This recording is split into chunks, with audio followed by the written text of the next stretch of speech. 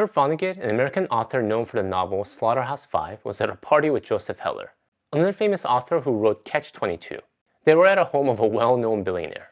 Kurt said to Joseph, "Joe, how does it make you feel to know that our host only yesterday may have made more money than your novel Catch-22 has earned in its entire history?" And do you know what Joseph Heller said?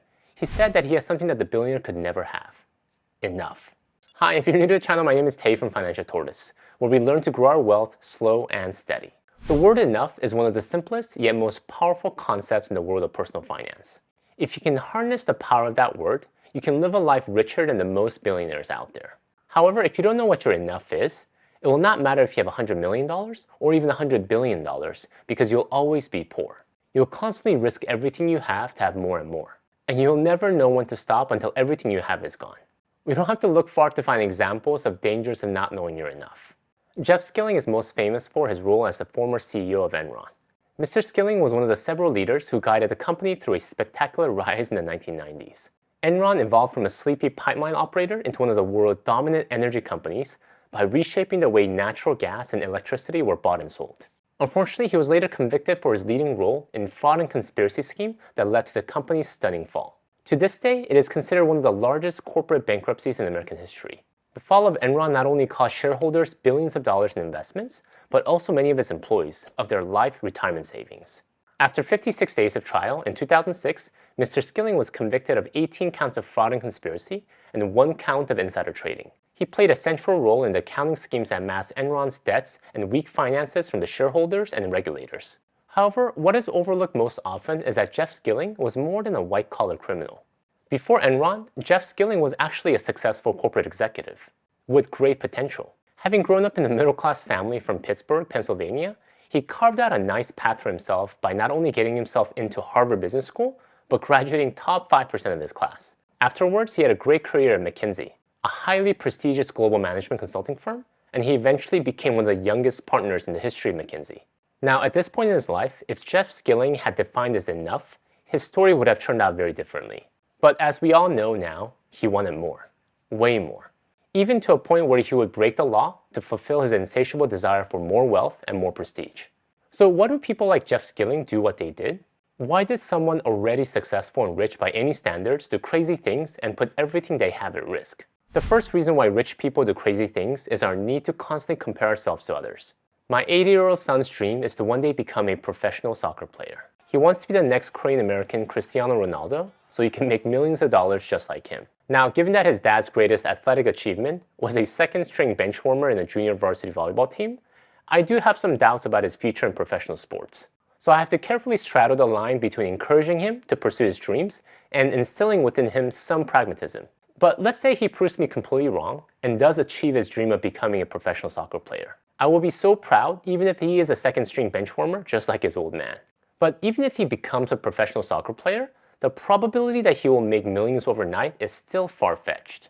The average salary of a professional soccer player is approximately $70,000. Now, this is nothing to scoff at. In many countries around the world, a salary of $70,000 can feed a whole family and then some. But let's say that my son starts playing on the same team as his hero, Cristiano Ronaldo. Cristiano Ronaldo is considered one of the best soccer players in the world. And therefore, he is currently making close to $32 million a year playing for Manchester United. Becoming a professional soccer player is ridiculously hard. And anyone who gets to that level should be very proud of him or herself. But when you're playing on the same field as someone like Cristiano Ronaldo, you can't help yourself but feel always poor. And what's worse is that you'll always want more. The ceiling of social comparison is so high that if we constantly allow ourselves to compare our net worth or income to other people, we will never hit it. It is a futile battle that can never be won. And the only way to win it is to not start the comparison to begin with. To accept the fact that we have enough, even if that seems less than those around us. If I'm Jeff Skilling, finding satisfaction in the fact that I achieved the American dream of becoming a partner at McKinsey and stop comparing. If I'm a professional soccer player, being grateful that I made it this far and not comparing myself to the handful of celebrity athletes who are making millions. The second reason why rich people do crazy things is overconfidence. Most rich people became rich because they were great at something. In the case of Jeff Skilling, he was extremely smart. Not only did he earn his MBA from Harvard Business School, he graduated top 5% of his class as a Baker Scholar. And after graduating, he went on to become one of the youngest partners in the history of McKinsey. I mean, if I was in his shoes, it would take me a lot of effort to find some humility as well. He was confident in his ability to succeed, and he carried on that confidence to Enron, constantly pushing the boundaries to make him and his company look great to the outside world. But this overconfidence eventually became the reason for his downfall. Because of his past success, he greatly overestimated his own ability for success. And it's not just Jeff Skilling that has this problem. Most people on average have an unrealistic and rosy view of our abilities and prospects. Majority of us think that we're better than the average. We think we're better looking than the average. We think we're smarter than the average. But if statistics are accurate, this can't be true. At least half of us are below average no matter what. So if we don't want to become crazy like Jeff Skilling, let's digest some humble pill and constantly keep ourselves in check. The third, and probably the biggest reason why rich people do crazy things, is due to greed. When we've tasted having more, it's interesting how instead of satisfying our desires, it actually leads us to wanting more. It's human nature. I remember getting my first car. It was a used Nissan Altima that I bought for $10,000. At the time, I was so happy and content with my purchase. But as time went by, I started to see all these other nice cars on the road and began to feel like my car wasn't good enough, especially when I was parked next to my friend's BMW or Audi. I became greedy and wanted more. Our minds are really twisted in that way, and actually very dangerous. Because the taste of having more money, more power, and more prestige leads to increased ambition versus actual satisfaction. We take more unnecessary risk in our lives in order to satisfy this ambition and greed. In the case of Jeff Skilling, he put the livelihood of thousands of people at Enron at risk in order to satisfy his greed. Generating wealth is a positive thing, but only if we can define our enough. Only then can we really enjoy our wealth versus feeling constantly lacking. Alright, now that we spent enough time pounding on poor Mr. Jeff Skilling, let's talk about some practical tips on how we can prevent ourselves from doing crazy things. One, as I mentioned several times in this video, is to clearly define our enough. To some, the idea of enough might seem like we're not taking enough risk in our lives, that we're just sitting around not being proactive members of society. But that is a completely wrong view of enough. Enough is knowing and recognizing that the insatiable appetite for more is a bottomless pit that can never be completely filled. When it comes to eating good food, generally enough is defined by our physiology. Regardless of how good something is, there is a physical limit to how much we can put into our stomach. The dangerous aspect about money is that there are no other similar physical limitations to stop us from wanting more and pursuing more.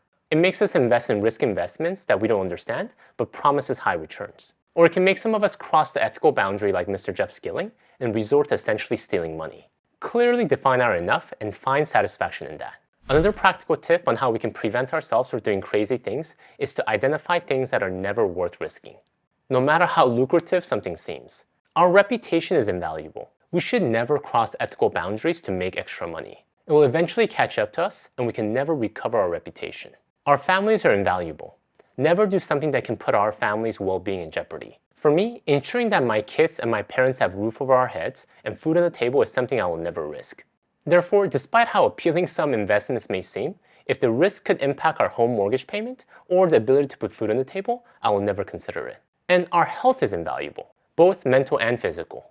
I've seen too many young people who put themselves through very unhealthy lifestyles in order to try to make it. Not getting enough sleep, not eating well, not prioritizing self-care. We only have one body and one life to live. If you don't take care of it, it will not matter if you have $1 billion because you will never enjoy it. Thank you guys for watching. If you'd like to learn more about some of the money problems of the rich, check out my video here.